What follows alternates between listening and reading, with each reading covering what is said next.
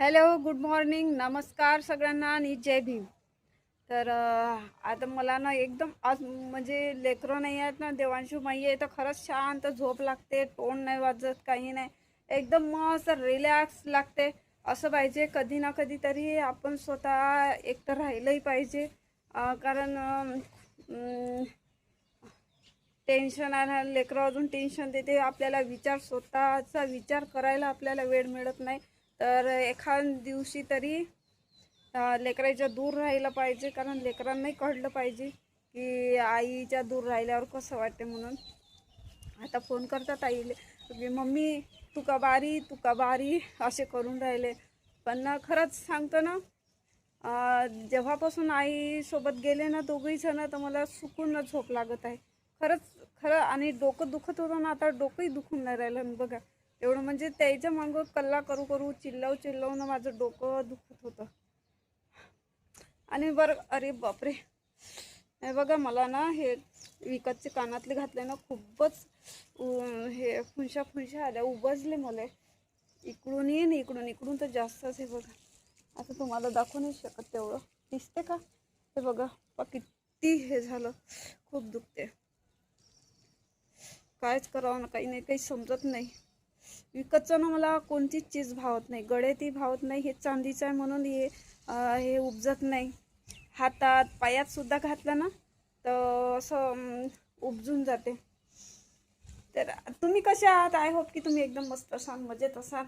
आणि सगळे म्हणत होते ना मला की तू खूप वाढली आहे, खूप खूप बारीकशी आहे. तर अण्णा मी काल येताना हे पेंट खजूर आणले, तर आता मी रोज पेंट खजूर खाणार. आणि खुंची पण कमी आहे माझ्यामध्ये. तर आज माहीत पडते 15 दिवसात किती खून वाढते. तर एक माझी मैत्रीण आहे ती म्हणत होती. आणि डॉक्टरांनी सुद्धा मला सांगितलं तर रोज सकाळी म्हणे दूध, अंडी, काळे चणे आणि मोड आलेले मूग, मोड असं रोज सकाळी नाश्त्याला खात जा म्हणे, तर खून वाढते म्हणे. पण एवढं सारं तर मला करायला जीवावर येते. म्हणजे मूग नाही आहे, मोड बी नाही आहे. तर दूध आणू शकते, पण दूध मला आवडत नाही. कारण दवाई घेतल्यापेक्षा म्हणे हे असं खाल्ल्याने खून वाढते म्हणे, असं म्हणत होते सर. सरांना मी म्हटलं होतं की टॉनिक द्या सर, म्हणत होते. चला आता मी चाय बनवते. चाय बनलाच आहे आता तिथे. आणि हे बघा, हे बघितलं, हे पाहिलं का तुम्ही चारोळ्या? नाही पाहिल्या? जंगलामध्ये म्हणजे त्या काळ्या काळ्या म्हणजे हिरवटल्या राहते, मग त्या पिकल्यावर ना काळा कथ्था कलर असं पिकल्यावर खूप छान लागते. तुम्ही नसन पाहिल्या, चारोळ्या म्हणतात. आणि इथे तुम्ही खीरमध्ये, आता खेड्यातल्या लोकांना सगळं माहीत आहे, खीरमध्ये ते टाकतात ना आपण चारोळ्याचे बिया, तर ते आहेत. हे बघा खूप साऱ्या आईच्या वावरामध्ये आहे आणि जंगलामध्ये पण आहे. आणि जेव्हा तेंडूपत्ता फळी चालते ना, तर इतके दिसते आणि टेंभरून सुद्धा दिसते. तर मी सांगेन तुम्हाला, जेव्हा अगर जायला मिळाल ना मला, तर मी जंगलातला व्हिडिओ करणार, टेंभरून सुद्धा दाखवणार. आता माहीत नाही आई जाते की नाही जात. फळी आता लागणार आहे मे महिन्यात, ते जाऊ द्या, तो बादचा विषय आहे. जेव्हा फळी लागून चालू होईल तेव्हा. तर हे पाहिलं असाल मला सांगा कॉमेंट्समध्ये. तर बघा चारोळे आहे. आता मला टाईम नाही मिळत खायला, खूप सारे आहे. माझ्यासाठी एवढे आणून दिले आईने. चला आता हे बघा कपडे, आता मी हे सगळं व्यवस्थित करते घड्या करू करू. हे तर घड्याच केलेल्या आहे, पण हे जे देवांशू होता ना, तर त्याने हे असं बघरून ठेवलं होतं ना, तर मी हे आता सगळं व्यवस्थित करते. सगळं व्यवस्थित करून घेते, कारण आता मी एकटीच आहे. ते जशान तसं राहणार. लेकरं असते तर पूर्ण अस्तव्यस्त सामान होऊन जाते. चल अगोदर मी चाय पिते. हां, आणि पहा तुम्ही पण ट्राय करून बघा. सकाळी उठल्याबरोबर पेंट खजूर खा. आणि हे मला आजमावलं आहे. म्हणजे कसं, जेव्हा माही पोटात होती ना माझ्या, तर तेव्हा खूनची कमी झाली होती, म्हणजे 7.5च पॉईंट होता. तर मग मी ना रेग्युलर रोज सकाळी हे 3 आणि शेंगदाणे गूळ ह्या 2 गोष्टी रोज सकाळी खाल्ल्या तर तेव्हा ना खरोखर 10 पॉईंट म्हणजे एका महिन्यामध्ये 10 पॉईंट खून झाला होता. ते याच्याने झाला होता की खाण्यापिण्यात झालं तर मला काही एवढं माहीत नाही, पण रेग्युलर मी हे महिनाभर खाल्लं, हे शेंगदाणे गुळ आणि हे. तर तेव्हा मग डबल मी खून चेक करायला गेली तर 10 पॉईंट भरलं होतं. तर मला असं वाटते, अनुभव असं वाटते, पण खरोखर याचं म्हणजे रेग्युलर जर खाल्लं ना म्हणजे उठल्याबरोबर म्हणजे न करता अगोदर हे खाल्लं पाहिजे. चला तुम्ही पण ट्राय करून बघा.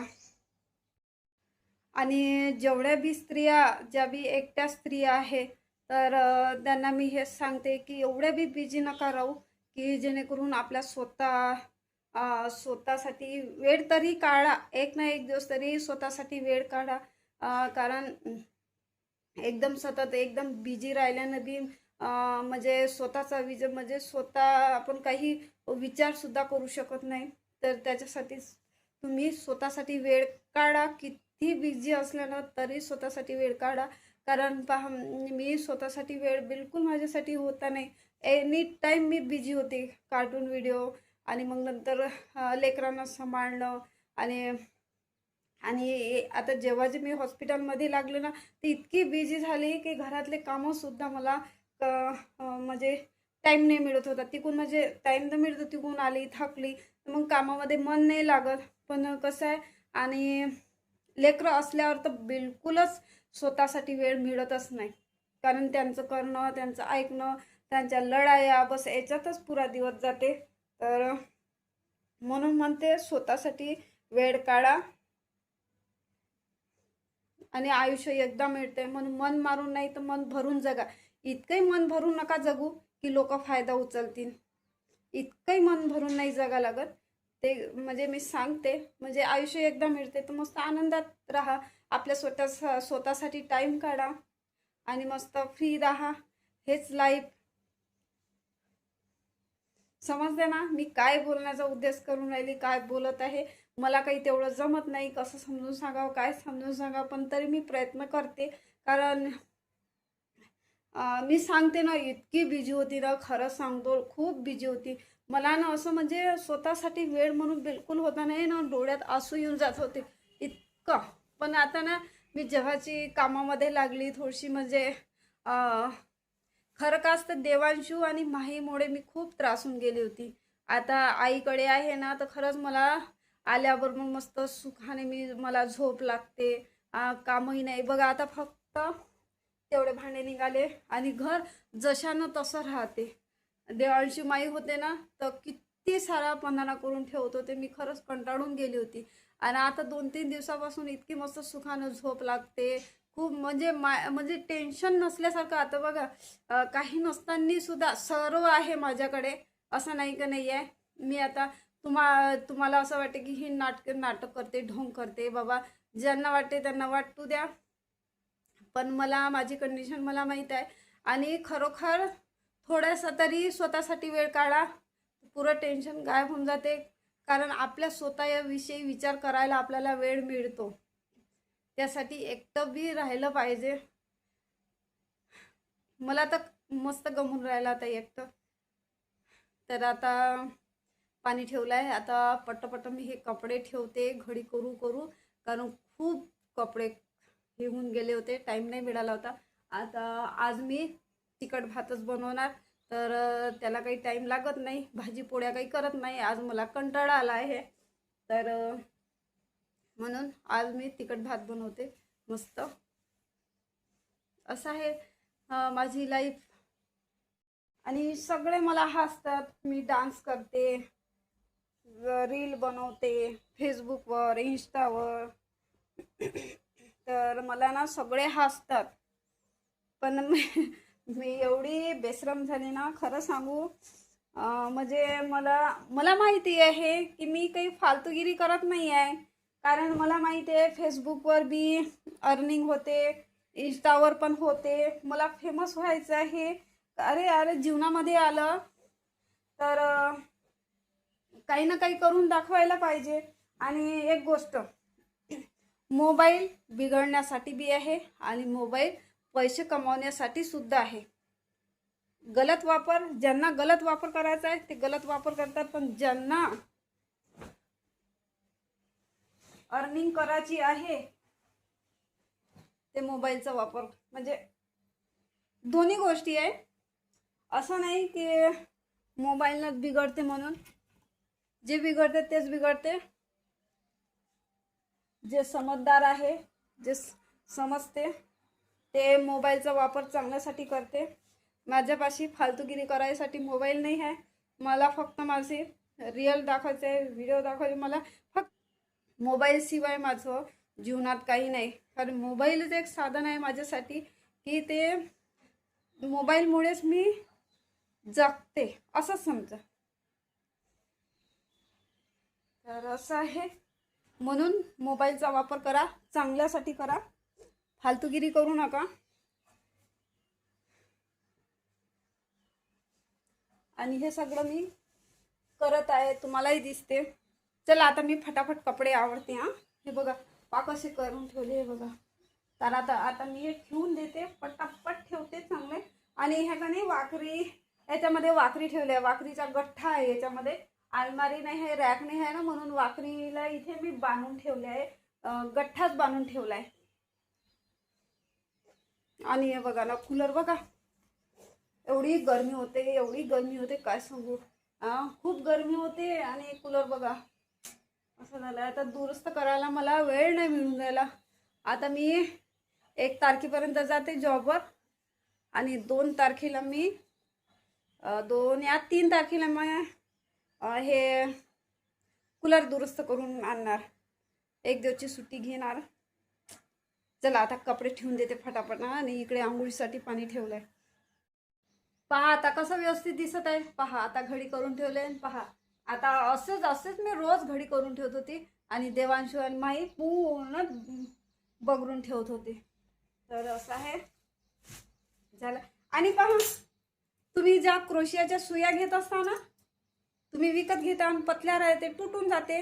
तर हे बघा मी म्हणजे माझा भाऊ कामावर म्हणजे इलेक्ट्रिक बोर्डावर कामाला जाते ना, तर ते तारं येतात, ते वायरिंगचे तारं राहतात ठोकळ. हे बघा, तर ते तोडले मी आणि त्याचे बनवले. पहा, आणि इतके मस्त मजबूत आहे. आता ह्या सुयांना मी म्हणजे किती वर्ष झाले, 4 वर्ष, 4-5 वर्ष झाले तेव्हापासूनच्या ह्या सुया आहे. पहा मी हाताने बनवलेले आहे, बघू शकता.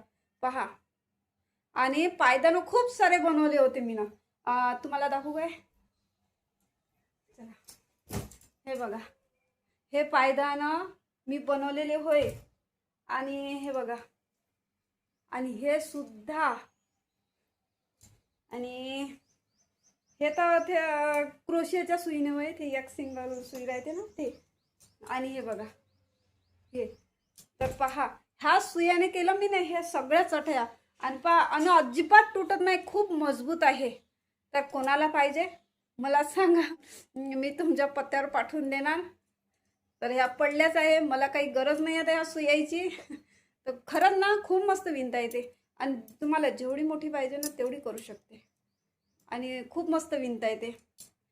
पहा असं दिमाग चालवते मी. खूप दिवसाच्या ह्या सुया मी हरपवल्या नाही, कारण जेव्हा जर मला गरज पडली ना तर मी बनवून घेते.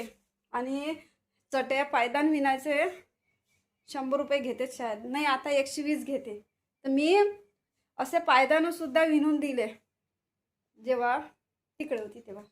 समजलं ना, तसं आहे. चला आता आंघोळीला जाते, आंघोळ करते. पाणी तपलं नाही तर थंड होऊन जाईल. आता उन्हाळाच आहे म्हणा, थंडही झालं तर काही नाही. चला एक गोष्ट सांगू का तुम्हाला, म्हणजे ते माझीच कहाणी आहे. तर पूर्ण नाही सांगत, जे मला आठवलं थोडंसं, म्हणजे पूर्णच माहीत आहे, पण जे आता मला ना असं वाटून राहिलं की ती सांगावं. तर पहा, मी ना खरं सांगते ना, मी त्याच्यासाठी खूप काही केलं, पण ना त्याला ना घंटाही फरक पडला नाही. त्याला ना माझ्यावर खरंच माझ्यावर जीवच नव्हता. मी त्याला खूप समजवलं, पण तो कधी ना माझा झालाच नाही. तो आई बापाचा नाही झाला, बहीण भावाचा नाही आहे, तर तो माझा कशाला होणार आहे. खूप प्रयत्न केले, आखरीने मी हार मानले आणि सोडून दिलं. तर कोणत्याच बाईला खुशी नाही आहे की आपलं घरदार सोडून माहेरी येऊन बसा, अलग राहा. कोणत्याच बाईला वाटत नाही. पण ती ना मजबूर होऊन जाते. मजबुरीमुळे ना हा एवढा मोठा निर्णय घ्यावा लागते. नाही तर कोणतीच बाई एवढा मोठा निर्णय घेत नाही. कारण ती अंदरून खूप तुटून जाते. समझोता करू करून खूप अंदरून तुटून जाते. पण ती इतकी कठोर बनते ना, मग ती कशाचं नाही पाहत, कोणाचं नाही पाहत. बस ती फक्त आपलं स्वतःचं आणि लेकराचं पाहते. ते आपल्या लेकराच्या सुखासाठी ना काही करू शकते. हे प्रत्येकालाच माहीत आहे. मी आई आहे, मी 2 लेकराची आई आहे. तुम्ही सुद्धा आई आहे. तुम्हाला समजते ते लेकरासाठी आपण काय करतो काय नाही, आपल्याला स्वतः समजते.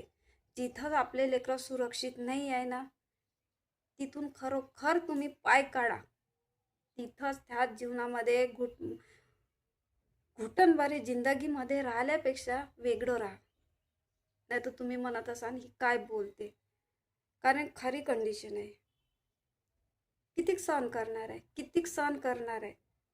जेवढा आपल्यामध्ये क्षमता आहे तेवढं सहन होईल. पण एकदम जीवाच्या वर झालं तर कोणतीच बाई सहन नाही करू शकत.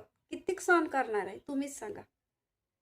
अशा खूप साऱ्या बाया आहे आणि आताही आहे आणि एवढ्या त्रासामध्ये राहून सुद्धा राहिल्या. पण हे गलत आहे, हे गलत आहे. जिथं अन्याय आहे ना, न्याय करा. आपलं मन आहे, आपला जीव आहे, आपलं स्वतंत्र आहे. तुम्ही जेलामध्ये कशाला राहता. त्या जेलातून सुटून जा. काही अर्थ नाही आहे. आखरीले मरण आहे.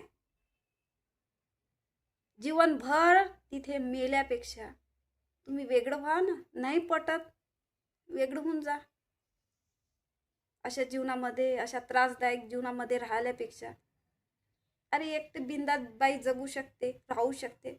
जरुरी नाही का माणूसच पाहिजे सोबतीला. नाही आहे जरुरी. कारण माझं म्हणणं आहे एकटे राहा, बिंदास राहा, कोणाची रोकटोक नाही. पण एवढे बिंदास नका राहू का 4 लोक आपल्याला नावं ठेवतील. असं राहा की आपली लोकांनी तारीफ केली पाहिजे. लोक तर तारीफ करतच नाही. चांगलं राहा, वांगलं राहा, लोक तारीफ करतच नाही. पण एक दिवस असा दिवस येतो ना जेव्हा ते लेकराचं एकटी बाई करते ना. सुरुवातीला तर लोक नावं ठेवतातच, पण नंतर काही दिवसाच्या नंतर ना त्यांना कळते की नाही ह्या बाईचंच बरोबर होतं.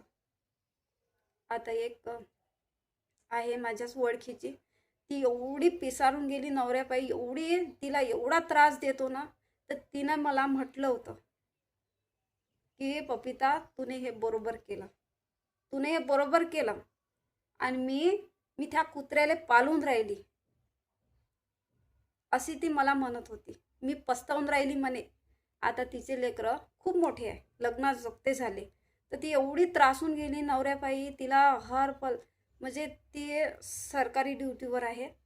तर ती म्हणत होती, मला भेट झाली तर ती मला सांगत, म्हणजे ओळखीच होती. तर अशी म्हणत होती तूनं बरोबर केलं म्हणे, तुझंच बरोबर आहे म्हणे. मी असं केलं असताना म्हणे तर मी पण सुखी राहिली असती म्हणे, तुझ्यासारखी स्वतंत्र राहिली असती म्हणे. ह्या अशा त्रासदायक जीवनामध्ये नाही राहिली असती म्हणे अडकून. असं तिनं मला सांगितलं. म्हटलं ताई हे आपलं जीवन आहे, आपल्याला निर्णय घ्यावा लागते, लोकांचं नाही पाहावं लागत म्हटलं. लोक काय नाही म्हणत म्हटलं. चांगलंही राहिलं वाईटही राहिलं तरी लोक गलत म्हणतेच म्हटलं. तर ती आज ना माझ्या सपोर्ट दिला तिने मला. खूप तारीफ केली तिनं माझी. असं आहे. म्हणून आपल्या जीवासाठी, आपल्या लेकरासाठी काही ना काही करावंच लागते. पण अशा जीवनामध्ये राहिल्यापेक्षा स्वतंत्र राहा, आझाद राहा. आणि एक गोष्ट, एवढी आझादी राहू नका की लोक फायदा उचलतील. एवढी बी आझादी नका राहू. स्वतःसाठी जगा. आपल्याला वाटत असेल ना, मनातून तुम्ही विचार करा की आपण इथे राहिल्यापेक्षा, नवऱ्याजवळ राहिल्यापेक्षा वेगळं व्हा. आता मी खुश आहे, ठीक आहे, परिस्थिती कधी पैशाने अडून जाते, पण जो सत्य राहते ना त्याच्या पाठीशी सगळे असतात. मी सत्य होते, माझं बरोबर होतं, म्हणून माझा पुरा परिवार, आई बाबा बहीण भाऊ सगळे माझ्या पाठीशी आहे. आणि जे गलत असते ना, गलतचा साथ कोणीच नाही देत. सुरुवातीला वाटते की नाही, हिने बरोबर नाही केलं, पण काही दिवसांना त्यांना सत्याची बाजू कळते, तेव्हाच लोक आपली तारीफ करते.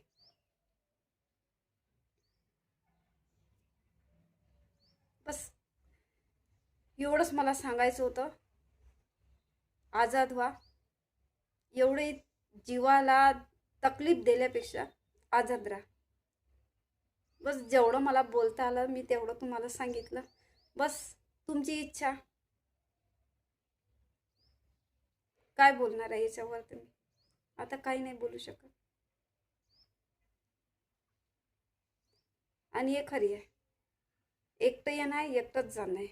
प्रत्येकाचीच गत आहे, कोणी कोणासोबत येत नाही.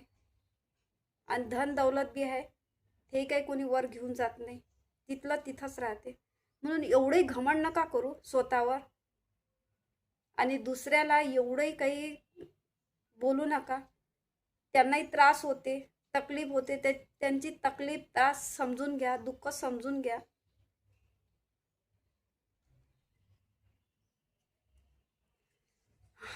बरं, इथेच मी व्हिडिओ स्टॉप करते, खूप लंब होऊन जाईल बोलता बोलता. कसा वाटला व्हिडिओ कॉमेंट्समध्ये सांगा. आणि खरोखर आहे नाही आहे प्लीज मला कॉमेंट्समध्ये सांगा.